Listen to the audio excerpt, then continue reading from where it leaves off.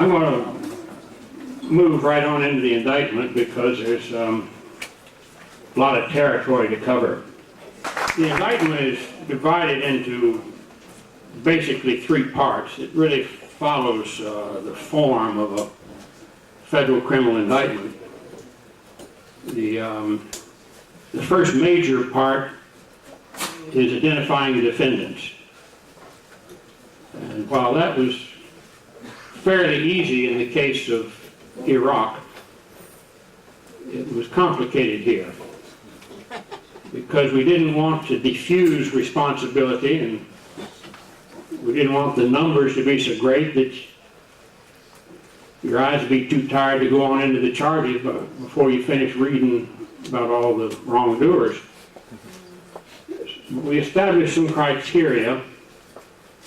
The first is that the United States is overwhelmingly the responsible party. That except for the United States, this would not have happened.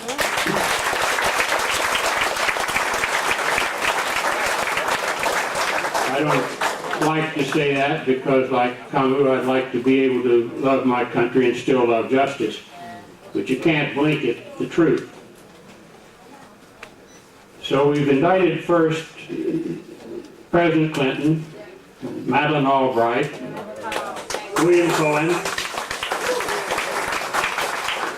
the military general officers, generals and admirals who were directly involved in the planning of the assault and the conduct of the assault, and the military personnel, the men who flew the planes and didn't have to. That's right.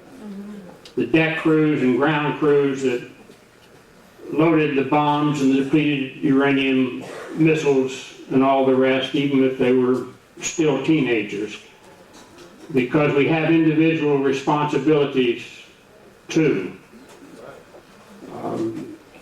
We indicted NATO as a principal aider and abettor, but among NATO governments, we divided them into three groups.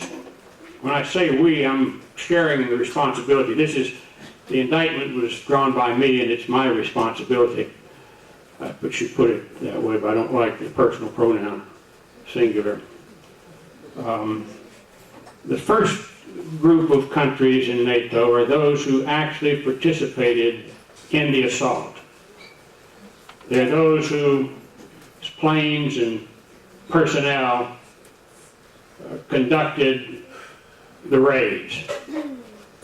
One of the saddest things to think of is all of those young men, there may have been a few women, but I doubt it, that is in the actual flights that attacked defenseless people only because of sexism. Except for that, I'm afraid they'd have been there too.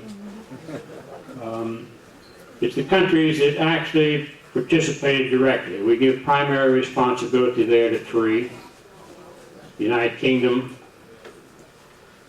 and Germany, and as I've already said, the United States.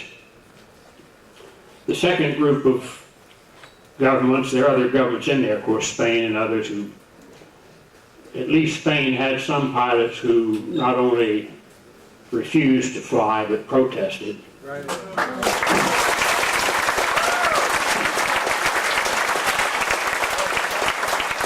that does not excuse their government for those who did not refuse to fly and failed to protest. The second group of governments in NATO are those who provided bases. And that includes Italy, sadly, though its government was pretty outspoken. But still, from its soil, flights took off directly for Yugoslavia and unleashed their violence and killed people. Turkey and others. The third group are merely condemned. That may not be strong enough, but if we don't distinguish in terms of culpability, we diffuse the real responsibility. And that's NATO governments that voted to engage in this conduct, even though they did not participate directly or permit their soil to be used for direct attacks.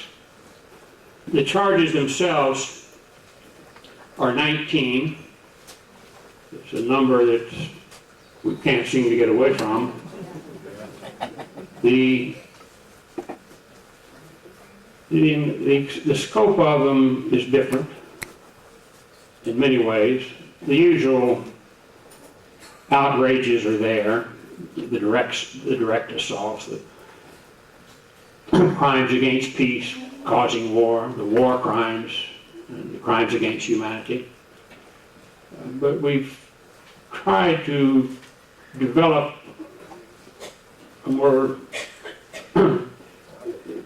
comprehensive sense of why Yugoslavia this time and which direction it suggests we'll go next time. One of the first charges, in fact the first charge, would be hard to bring as a basis for charging any assault on a single country except for Yugoslavia. Because Yugoslavia was founded on an idea. All through history, virtually every government, including the United States obviously, has been founded on force of arms and maintained by force of arms. Yugoslavia was founded on the idea that all of the people of that region need to strive to find a way to live together with dignity and respect and love.